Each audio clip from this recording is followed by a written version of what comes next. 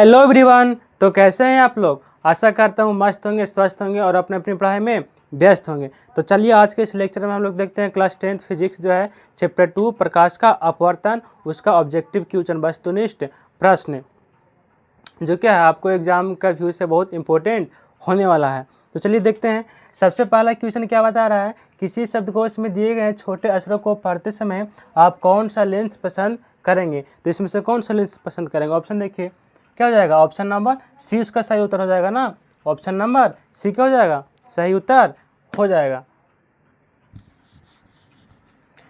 दूसरा क्वेश्चन कह रहा है क्या, कौन सा लेंस अपसारी लेंस भी कहलाता है। तो अपसारी लेंस कौन सा लेंस को बोलते हैं। अपसारी लेंस जो है किसको बोलते हैं, अपतल लेंस को बोलते हैं ना।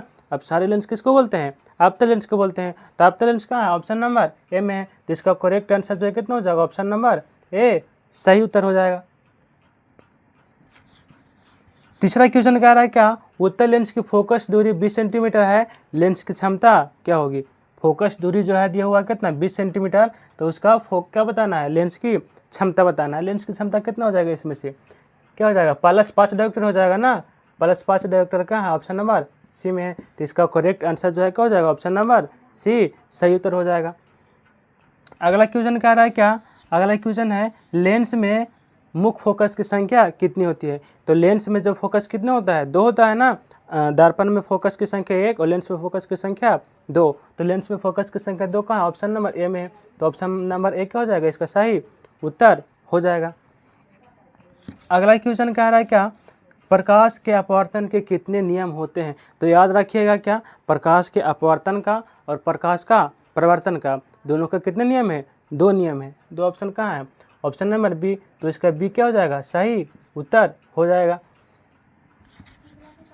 अगला क्वेश्चन छठा बता रहा है क्या, किस लेंस के द्वारा सिर्फ काल्पनिक प्रतिबिंब बनता है। काल्पनिक प्रतिबिंब किसके द्वारा बनता है। तो काल्पनिक प्रतिबिंब किसके द्वारा बनता है, अवतल या उत्तल। काल्पनिक प्रतिबिंब अवतल द्वारा बनता है ना, अवतल लेंस द्वारा बनता है। अवतल लेंस कहाँ है, ऑप्शन नंबर बी में है। तो ऑप्शन नंबर 20 का क्या हो जाएगा, सही उत्तर हो जाएगा।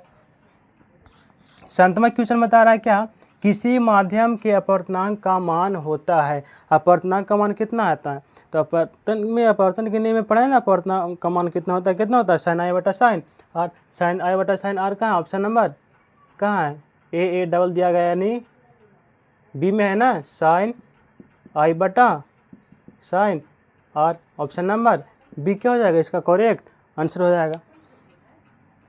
8वां क्वेश्चन बता रहा है क्या, कह रहा अवतल लेंस में आवर्धन बराबर होता है। आवर्धन का मान कितना होता है। तो लेंस में आवर्धन अलग होता है और दर्पण में आवर्धन अलग होता है ना। दर्पण में आवर्धन -u बटा वी -v बटा यू और लेंस में आवर्धन क्या v बटा यू। v बटा यू क्या है, ऑप्शन नंबर डी में है। तो ऑप्शन नंबर डी क्या हो जाएगा, इसका करेक्ट आंसर हो जाएगा। चलिए अगला देखते हैं क्वेश्चन नंबर 9। क्वेश्चन नंबर 9 क्या कह रहा है, क्वेश्चन नंबर 9 कह रहा है 2 डायोप्टर क्षमता वाले लेंस का फोकसांतर कितना होगा।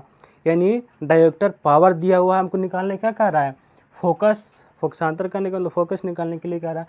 तो क्या हो जाएगा, ऑप्शन नंबर डी इसका करेक्ट आंसर हो जाएगा। कितना, 50 सेंटीमीटर हो जाएगा। आगे चलते हैं क्वेश्चन नंबर 10 की ओर। क्वेश्चन नंबर 10 में कह रहा है क्या, 1 मीटर फोकस दूरी वाले उत्तल लेंस की क्षमता क्या होगी। इस बार हमको क्या है, फोकस दूरी दिया हुआ है, उसको क्षमता निकालना है, पावर निकालना है, पावर बताना है। तो पावर कितना हो जाएगा, 1 मीटर वाला का फोकस दूरी कितना हो जाएगा, ऑप्शन नंबर एक डायोप्टर हो जाएगा ना। ऐसे भी 1 डायोप्टर मतलब 1 मीटर है ना। अगला क्वेश्चन नंबर 10-11 क्या कह रहा है, एक उत्तल लेंस होता है। उत्तल लेंस क्या होता है, तो इसमें से क्या है, उत्तल लेंस जो है किनारा में क्या होता है, उत्तल लेंस में क्या होता है, किनारा के अपेक्षा बीच में मोटा रहता। उत्तल लेंस कैसा रहता है, उत्तल लेंस ऐसा ही रहता है ना, ये उत्तल लेंस है। तो किनारा में क्या है, पतला है, बीच में क्या है, मोटा है। तो किनारा के अपेक्षा बीच में क्या है, मोटा रहता है। ऑप्शन नंबर कहाँ है, सी में है। तो ऑप्शन नंबर सी इसका क्या हो जाएगा, करेक्ट आंसर हो जाएगा, है ना। सी क्या हो जाएगा, करेक्ट आंसर हो जाएगा। क्वेश्चन नंबर 12 में कह रहा है क्या, किसी बीम का वास्तविक तथा समान आकार का प्रतिबिंब प्राप्त करने के लिए बीम का उत्तल लेंस के सामने क्या होगा, इसका आंसर बताइए क्या होगा। लेंस के मुख्य फोकस पर होगा, या तो अनंत पर होगा, या तो क्या होगा, ABCD क्या होगा। तो इसमें से ऑप्शन नंबर क्या हो जाएगा, बी हो जाएगा ना।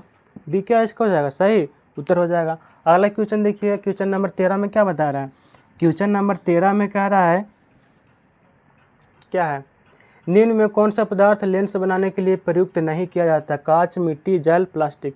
किसको से लेंस नहीं बनता है, तो लेंस का यूज का इसमें से मिट्टी जो है ना, मिट्टी में लेंस नहीं, मिट्टी से लेंस नहीं बन सकता है ना। तो मिट्टी कहाँ है, option number B, option number B इसका क्या हो जाएगा, करेक्ट आंसर हो जाएगा। मिट्टी से लेंस नहीं बनाया जाता है। अगला क्वेश्चन देखते हैं, क्वेश्चन नंबर 14 क्या कह रहा है, क्वेश्चन नंबर 14 देखिए क्या है, दो माध्यमों के सीमा पृष्ठ पर एक प्रकाश किरण लंबवत आपतित होती है तो अपवर्तन कोण होगा, अपवर्तन कोण कितना होगा, इसका मान कितना हो जाएगा, 0 डिग्री हो जाएगा ना। ऑप्शन नंबर ए इसका क्या हो जाएगा, करेक्ट आंसर हो जाएगा। Option number A correct answer हो जाएगा। क्वेश्चन नंबर 15 देखते हैं। क्वेश्चन नंबर 15 क्या है, यदि आपतन कोण तथा अपवर्तन कोण हो तो कोणीय विचलन क्या होगा, क्या होगा, I plus R, I minus R, sine I बटा आर या आई गुने आर। तो क्या हो जाएगा, आई माइनस आर हो जाता है ना, आई माइनस आर कहाँ है, option number I minus R कहाँ है, बी में है।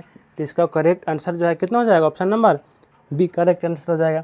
अगला क्वेश्चन देखिए, अगला क्वेश्चन क्या है, क्वेश्चन नंबर 16 में कह रहा है, जब प्रकाश की एक किरण दो माध्यमों को अलग करने वाली सतह पर लंबवत पड़ती है तो क्या होती है। देखिए क्या हो जाएगा, ऑप्शन नंबर बी इसका करेक्ट सही हो जाएगा। ऑप्शन नंबर बी जो क्या है, बिना मुड़े सीधे निकल जाती है ना, प्रकाश की किरण क्या होगा, बिना मुड़े सीधे निकल जाएगा। तो option number B correct answer हो जाएगा। क्वेश्चन नंबर 17 देखते हैं क्या है, आपको सिर्फ ऐसे देखते नहीं रहना, इसको याद भी करते जाना है ताकि एग्जाम में हम क्या कर सकते हैं, अच्छा से लिख सकते हैं, है ना। 17 देखिए, 17 में कह रहा है, पानी से भरे बाल्टी की गहराई कम मालूम पड़ने का कारण क्या है। कहने का मतलब इसका क्या कारण है, तो ये तो सबको याद आता है, प्रकाश का अपवर्तन है। प्रकाश का अपवर्तन का ऑप्शन देखिए, अपवर्तन के ऑप्शन नंबर बी में, तो इसका सही उत्तर जो है ऑप्शन नंबर बी हो जाएगा। Correct answer option number B हो जाएगा।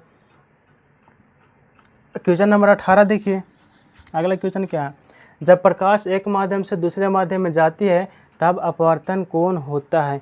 अपवर्तन कोण क्या होता है, तो अपवर्तन कोण क्या होता है, प्रकाश की चाल में परिवर्तन होने के कारण ही होता है ना। ऑप्शन नंबर ए क्या हो जाएगा, इसका करेक्ट आंसर हो जाएगा ऑप्शन नंबर ए।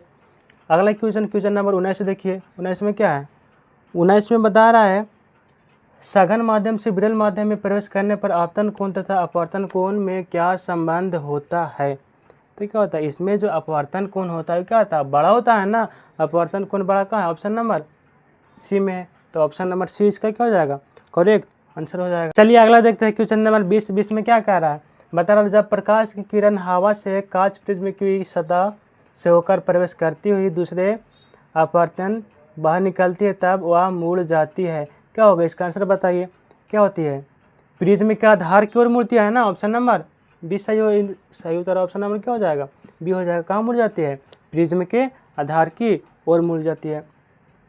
20 क्वेश्चन आज के लिए बस क्या है, इतना ही काफ़ी है। आप 20 क्वेश्चन क्या कीजिए, आराम से याद कर लीजिए, उसको से क्या आप को एग्ज़ाम में जो है अच्छा से लिखने में तो ऑब्जेक्टिव बनाने में आसानी मिलेगी। इसको पढ़कर आप कहीं का भी अपना कोचिंग का, स्कूल का टेस्ट वगैरह सब क्या कर सकते हैं, दे सकते हैं। मिलते हैं अगला वीडियो में, इससे भी ज़्यादा मोस्ट इम्पोर्टेंट क्वेश्चन आएगा।